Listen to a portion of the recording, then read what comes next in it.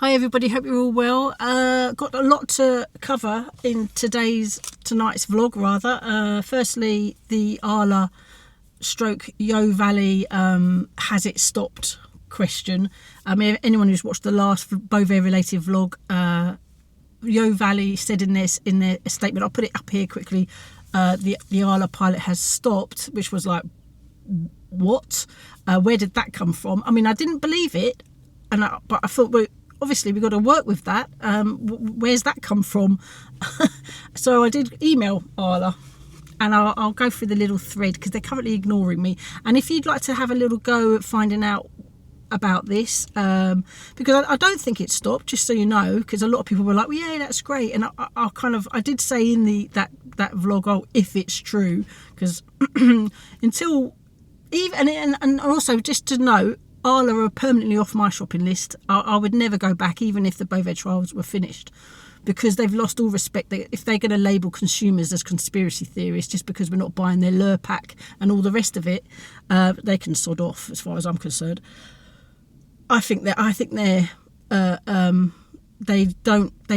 disregard consumers and at their peril, by the way. So I did email ARLA based on that Millie's comments in that email saying that the ARLA trials are stopped. So let's just get in there. Right, what did I say? Come on, let's get this blooming right. Hi, please could you confirm, is the Yo statement attached correct? Have you stopped the BOVAER trials? Hi Kerry, thanks for contacting ARLA. The trial is a small-scale trial on conventional farms. As Yo Valley only produce organic milk, they will not and have never been included in the initiative, Timmy. I then responded to Timmy, hi Timmy, but they also produce non-organic yoghurt for supermarket own label yoghurts.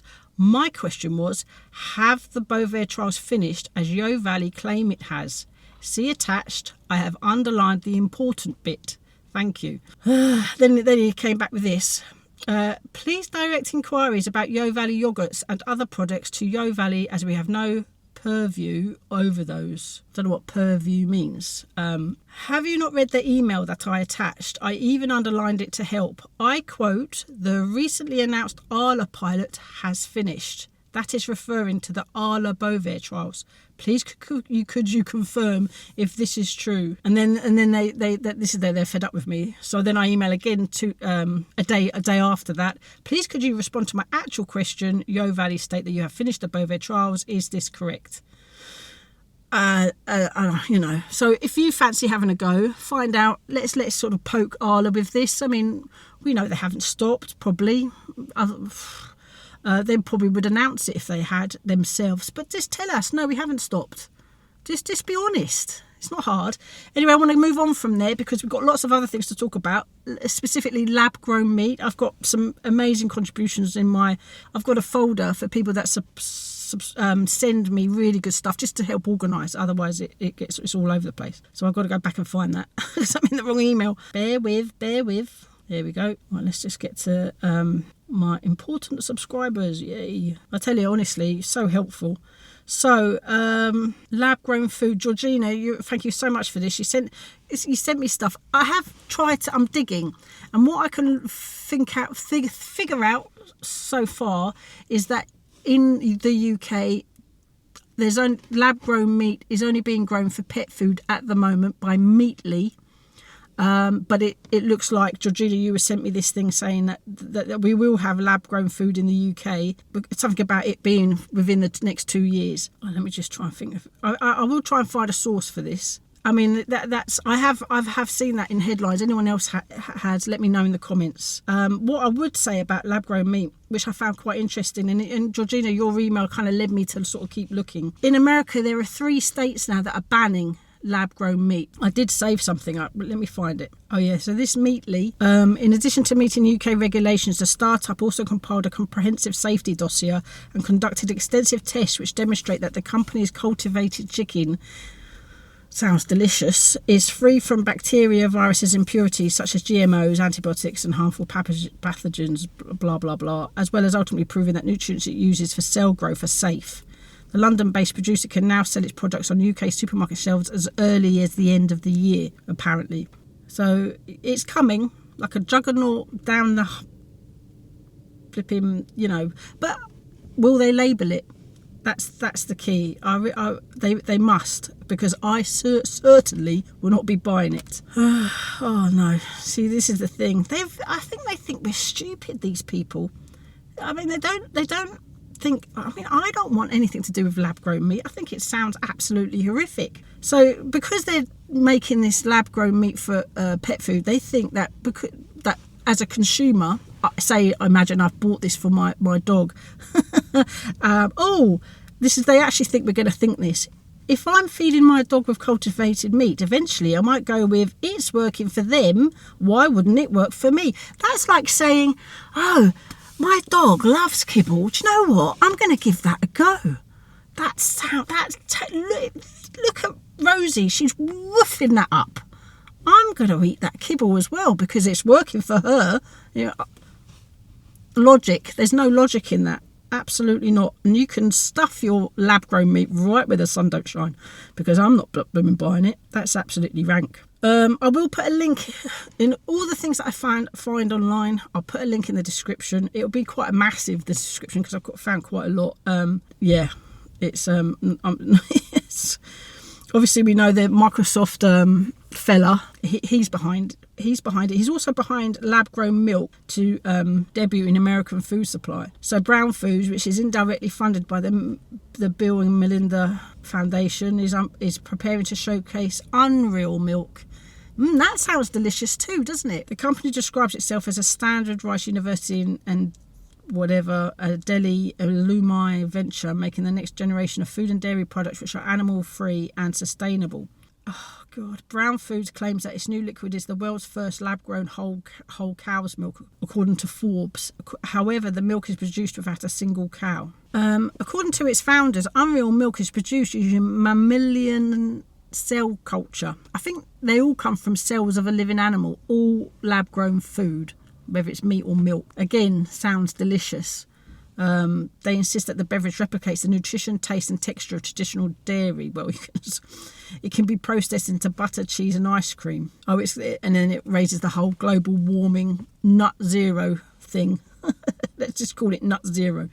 And I tell you what I did find was the cost of lab-grown meat. And let me try and find this, because it said that the actual cost of lab-grown meat is worse than agricultural beef.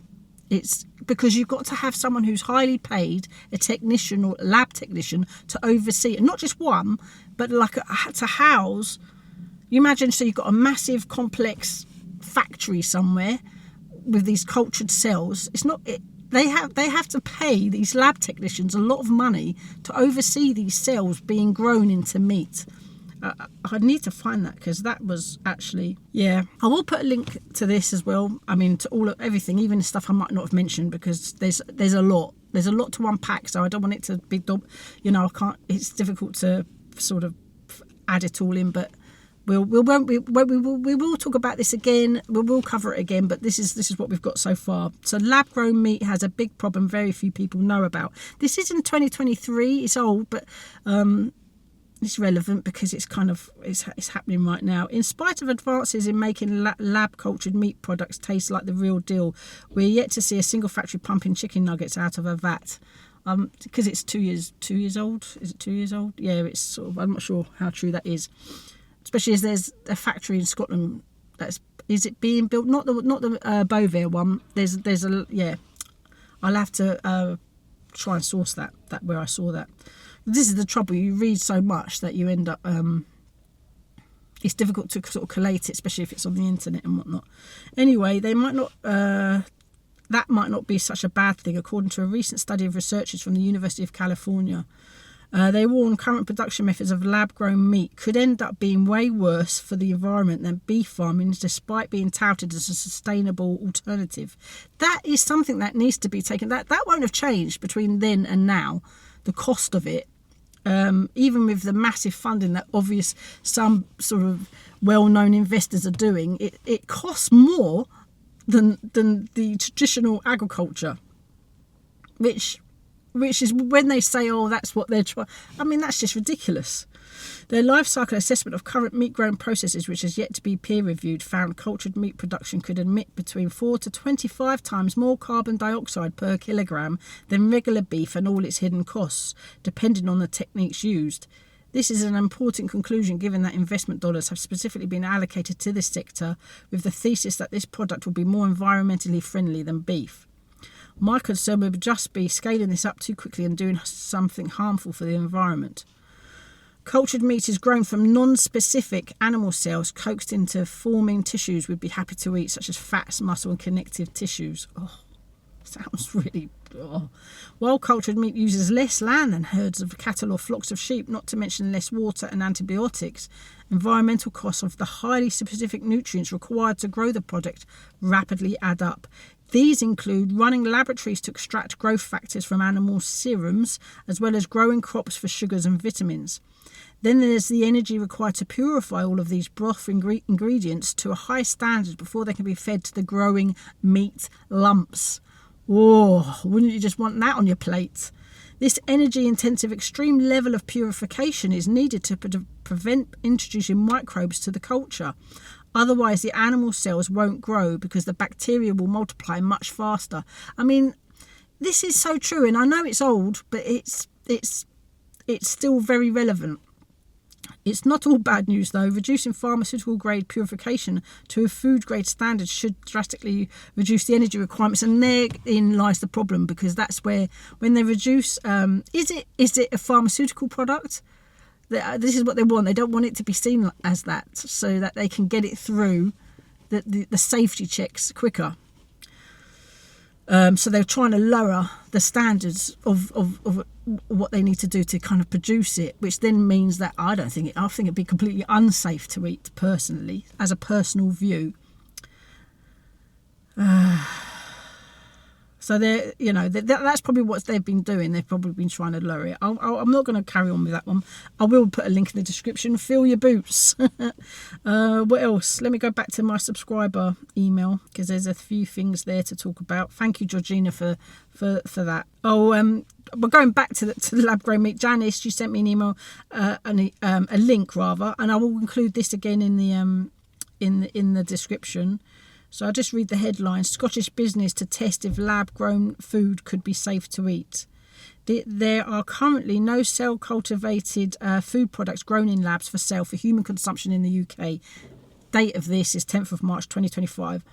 Well, I mean, that's good news, but obviously they're really trying to make sure that changes.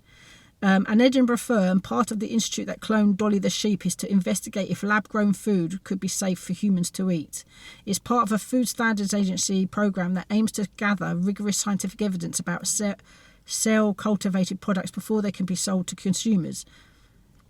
I love that, before they can be sold to consumers. It's like, have they forgotten that we're the ones that ultimately choose whether we buy that product? they really do. Oh yeah, it's on the shelves, but if no one's buying it, it's not a retail success. And supermarkets do not like products staying on the shelves. Insect protein's going to be a real winner. People won't buy it if they know what's in it, which is why labelling is key. If they're going to try and sell it to us, but we won't be buying it. That's all there is to it. It's really, really funny that they really are arrogant in that belief. Self-cultivated products are foodstuffs made without traditional farming methods such as rearing livestock or blah, blah, blah. We know this. Growing plants and grains, etc. Cells from plants or animals are grown in a controlled environment to make the product, such as a lab-grown burgers cultured from animal tissues. And there are currently no CCPs approved for human consumption in the UK, but it's Meatly is for the pets. But in February, here we go. But in February, in what is thought to be a world first, that's February 2025, dog treats made from lab-grown meat went on sale at a UK pet retailer. I tell you this, I wouldn't feed Rosie lab-grown pet treats. 100%. I would not. I'm not using my dog as a little experiment on whether or not this is okay for no chance. And actually, has anyone seen this? It would be worth trying to find it. I want to know where this dog treat is and what it is, so I can avoid it. Is it clearly labelled? Oh, we need to find that out. Hold on. Let me just quickly, I'm going into another link. So, here we go. Right, I'm going to screenshot this. It's going to come up on there. Lovely dog. Right, I'm going to look for this and then we can sort of make sure we can add it to our I'll be darned if I'm buying that list. It's going to come up now. Fantastic. So, well, there we go. Chick bites are made from plant-based ingredients combined with cultivated meat, which is produced by growing cells. I'll put a link in the description to that too. Wow. Right, let's go. Thanks, Janice. Thank you for that. Brilliant investigative subscribers right there. In Mazalil, I've been looking into that. Someone mentioned, where can I get a sonic bath? Because Ryan, when you said you needed, was it a sonic bath? Hold on, I've got it up on. You can buy them basically. I mean, obviously this is a joke. I'm not suggesting buy them because they, but it's just ridiculous that's how bad this pesticide is the one of the only real good ways of removing it off your fruit is to give it a ultrasonic bath. That's the one. I mean, honestly, that's absolutely ridiculous. There are other ways. I did look this up, and that's what I wanted to mention it. Apparently, a vinegar bath or bicarbonate of soda. I think bicarb. Yeah. If you want me to do a vlog on that to try and clean it, I did. When I researched this, how to clean it, it looks like it doesn't take off 100%. And so it's things like zest. If you wanted to use, like I want to make lemonade out of whey. Catherine sent me this amazing recipe. I want it to be on my recipe vlog day. And I do have a schedule, actually. I've developed a schedule. I'll talk about that at the end, if you're still with me. And if you're not, that's fine. But if you are, thank you. And don't forget to like and subscribe. And if you like and subscribe and share it, this goes out to more people who might not know what all this is about. The BOVAER thing and the lab-grown stuff and all the horrible, horrific things that they're planning for our food industry and us as consumers. Why we might not be so keen on it if we knew. So lots of people don't know out there in the big wide world or in the UK, and the only way they're going to know is by hopefully via word of mouth, because it's certainly not been covered in mainstream media. Now I've lost trail of what I was saying. What the heck. What was I saying, for Christ's sake? Let me just try and think. These tangents, they really drive me nuts, don't they? I know a lot of us do this, you know, where you go off on one and then you forgot where you were. Oh dear, what was I saying? For the love of almighty. Right, let's go back to email. I think I was saying thank you to Janice. So yeah, right, let me have a look. Jackie said another thing on lab grown food, so we'll look at that. Thank you, Jackie, for this. You sent me the same link to this Scottish business to test lab grown. Thank you for that. And you also sent about this cockroach milk. I mean, you know, you can't. I mean, honestly, cockroach milk. Do you think they're taking the mick? Do they think we're that stupid? I mean, that sounds so delicious. Cockroach milk. I mean, you know. I mean, I just look. It's getting sunny. It's going to be hot today. And what is it? It's the 20th of March. It's going out tonight, this. It was 8 degrees, but with my window shut, it's warming up. It's going to be 21, apparently. Yeah, it's going to be a lovely day. Is cockroach milk the future of nutrition? Scientists say it's more nutritious than cow's milk. Well, I mean, you know, I'm sorry. Oh, Jesus. It just doesn't beg a belief. I did live in a flat once that had a cockroach problem. When I was a single parent student back in, what year was it? 1995. And I can tell you now, it was absolutely horrible. I was living in East London. It was awful. I had to coordinate the pest control man. It was in a series of 4 flats. I had to make sure that everybody was in, just so that we could try and get rid of these damn German cockroaches. It was horrible. It was absolutely horrific because they through the cavities. I mean, honestly, it made me really icky for many years with anything that creepy crawls about. I mean, I had my daughter was 2 years old at the time. It was absolutely horrible. I was putting myself through university. Anyway, it was just, cockroach milk, absolutely not. If you think that anyone's going to buy that, is absolutely, you're off your head. You're absolutely off your head. A link in the description to this will be there. Have some fun reading it because they're trying to class it as a superfood. I mean, no, just no. I mean, what more can you say? It's just absolutely horrific. Thank you, Jackie, for that. I really appreciate it. If anything, it's made us have a good laugh because, like you said, honestly, you just can't imagine what shit they'd come up with next. It's so true. Oh, and you said you saw a video a few days ago from a Danish farmer, going back to BOVAER. I mean, it's all linked. The madness that is 2025. You saw a video a few days ago from a Danish farmer saying that BOVAER is affecting the cows. Did you actually see a video of that? Because I've seen what do you call it? A comment, a screenshot of a comment. Because Danish farmers, and in fact, I've had some Danish people commenting saying that Danish farmers are forced to use BOVAER, and if they refuse to, they get fined. And so only organic is currently in Denmark are free from BOVAER. I mean, is that what's coming here? And also someone else said, it's not, because we were talking about beef. Beef, actually, and this actually brings me up to... Oh, who was it who sent me this? It was really... bear with. Oh no, where was it? I know we've kind of gone full swing back to... Oh yeah, Vanessa, this is... What you sent me was really interesting because quite a few people in the comments, a few people, said... Because we were sort of talking about BOVAER-free beef, edible beef. And I do think dairy cows, by the way, do get into the food chain, but it's generally very cheap mince. And this is really difficult because people on really strict budgets are really... They can't afford to go to a farm shop to buy 500 grams of mince, which costs around £5. Whereas in Lidl, it's £2.59. It's just... The finances don't work.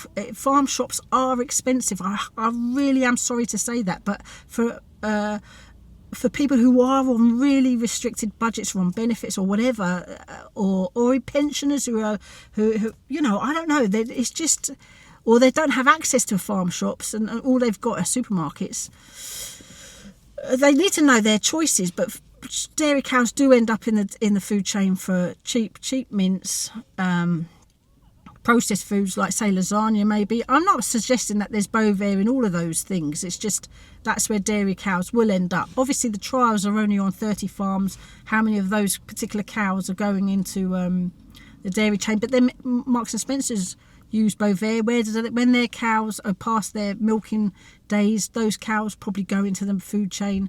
I'm talking of Marks and Spencer's. The organic overseer of their organic food do not allow BOVAER. A quick screenshot will show up there, just so you know. It's exactly the same as Soil Association. But getting back to the people that created BOVAER, DSM Feminich, I don't know how you say it. I'll just stick it here, and I'll stick a screenshot of this. Because what you said, Vanessa, was exactly right. It said in the paragraph, take BOVAER, a game-changing feed supplement that drastically reduces methane emissions from cattle, up to 30% from dairy cows and up to 45% from beef cattle. Bearing in mind that BOVAER,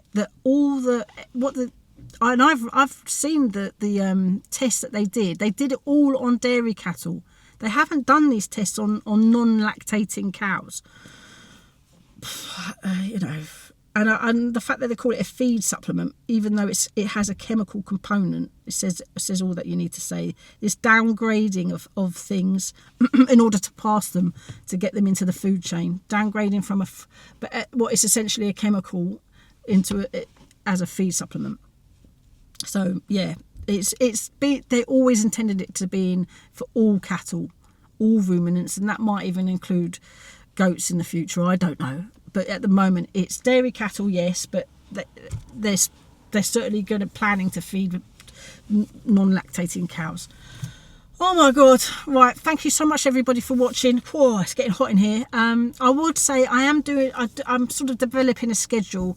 I do run other channels, but I'm finding that quite time consuming. So I'm thinking, you know what? It's my channel. I can do what I want with it. It's my party. Anyone remember that? So Monday and Fridays, I'll put a little schedule up there, are going to be recipe days, and not everyone's interested in that, and that's absolutely fine. Tuesdays and Thursdays are my BOVAER or lab grown meat or anything that's of interest that subscribers contribute to those vlogs as well. I really enjoy that process, and I really enjoy communicate, just talking with you and all that kind of stuff. And also, by the way, anyone who's noticed about the printables, I've finished them all. So the yogurt, cream and butter are finished. So there's 5 in total. Cheese, milk, butter, yogurt, and what did I say? Cream? I don't know. Anyway, they're all available. So everybody who's already received the first 2, milk and cheese, I'm going through the emails backwards. So from the very earliest date, which is actually the 26th of Feb, working through all the emails, sending you the finished yogurt, butter, and blimey, I'm already forgetting cream. So you're getting them. So I'll put the schedule there. Weekends are going to be sort of more of a walkabout. I might stop it for a coffee at the end of a walkabout. Again, it's completely choose whether or not you want to watch them. It depends whether you're interested, but I hope you are, because I do quite like going around and checking things out and seeing how lovely some places are and having a coffee at the end of it. BOVAER free, and also I get a chance to have a chat with the coffee owner. Not on camera always. It depends, but that's something that's partly it's nice. It's nice to have a little walkabout. Wednesdays will be more of a supermarket walkabout, possibly testing the insect protein, maybe looking at the pesticides thing, or just looking at prices.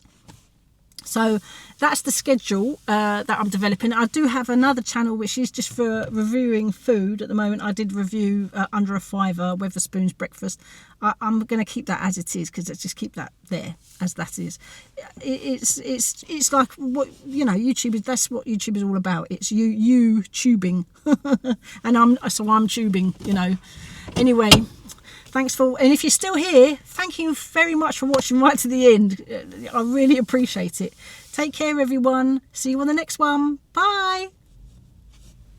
Don't forget to like and subscribe. I really appreciate it. Cheers.